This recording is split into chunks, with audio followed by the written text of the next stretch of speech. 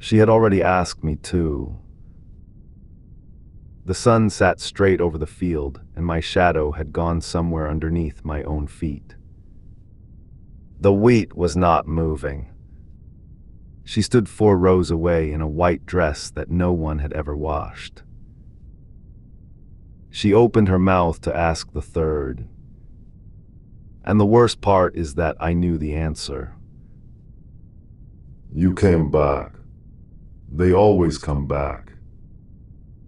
The toll tonight is 1 wheat field in Poland, and the 50 minutes either side of noon. She does not blink either. My grandmother taught me the answers the way other grandmothers teach prayers.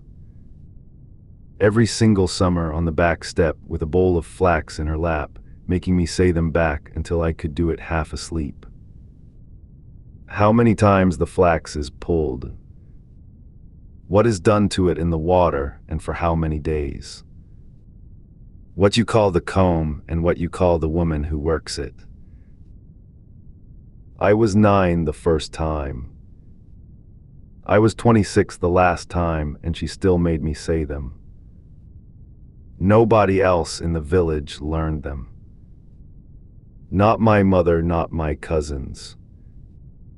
Only me. That should have told me something. The rule in our village was simple enough that children obeyed it without asking why. From 11 in the morning until 2 in the afternoon, nobody stands in the rows. The old men called it the quiet hours and did not explain. That August, my grandmother started wandering. She would put down whatever she was holding and walk out the back gate, and we would find her at the edge of the wheat, looking in. Not lost.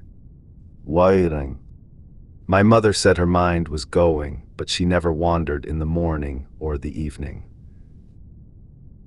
She only ever went out at noon.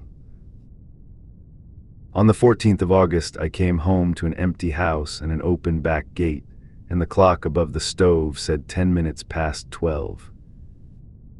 I went into the field. The heat inside the rows is not like heat in the open. It stands still. The wheat came up to my chest and none of it moved, even though I could see the birch trees at the far end turning over in wind. I called for her twice and my voice went about 10 steps and then stopped, like something had put a hand on it. Then the light changed. Not darker, wider, as if someone had lifted a cloth off a lamp. She was standing 4 rows over. Not my grandmother. A woman in a white dress, tall, far too thin, holding a pair of long shears loosely, the way you hold a thing you have carried far too long to feel. Her face was young in the wrong way. Smooth the way a river stone is smooth. She asked me the first question in my grandmother's words. The exact words in the exact order. How many times is the flax pulled? I answered. My mouth did it before I chose to. She came 1 row closer. Understand something about me. I was not brave and I was not clever. I had simply been drilled since I was 9 by a woman who never told me why. She asked the second. What is done to it in the water and for how many days? I answered that as well. She came 1 row closer, and now there was no shadow underneath her. And when I looked down, there was none underneath me either. She has asked him too. 1 left. Ask yourself something before he answers it. What exactly happens to the ones who get it right? The heat was in my teeth by then. I could still hear the birch trees moving somewhere far off, and it sounded like it was happening in another country. She asked the third, "What do you call the comb, and what do you call the woman who works it?" I gave both names. Then she stopped. For 1 second, standing there in all that white light, she looked at me the way a person looks at a door that has finally opened. Then she turned and walked out of the rows toward the house. She did not use the path, and the wheat did not close behind her, because the wheat had never been touched. I found my grandmother a minute later, sitting down in the dirt 3 rows over, breathing like somebody who has just come up from deep water. Her eyes were clear and her face was not old anymore. She looked up at me and she said, "I am sorry, Marek. Somebody has to know the answers." She slept for 2 days. Then she lived another 11 years, and she never walked out at noon again. I did not understand any of it until the following August.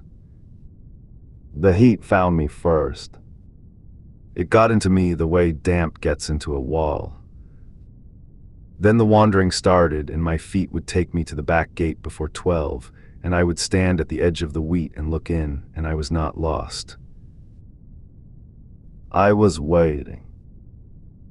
I have been standing that field for 9 summers now.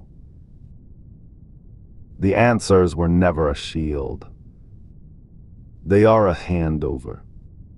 She does not ask to test you. She asks to find the one person left who still carries the old work, because that is the only kind she is permitted to trade with. And my grandmother spent 17 years making certain that person would be me. She was not teaching me to survive her. She was teaching me to replace her. My nephew moved back to the village in the spring. He is 23, and he is the only one who ever asks about the old crops. He sat with me on the back step last week, watching me work the flax in my lap, and he asked why I keep making him say it back. I told him it was just something we do. Noon is in 4 hours. 17 years. That is what it cost her. 17 summers on a back step with a bowl in her lap, teaching a boy the words that would let her put the field down. It is rarely the stranger who ruins you. It is the one who loves you and needs out. So here is my question, and I want it in the comments. If you had stood in those rows and you knew every answer, would you have said them out loud? Or kept your mouth shut and let her have you instead? Think carefully. Your grandmother is listening. Next time, a night shift, a service elevator, and a floor the building does not have. Penny, next shore.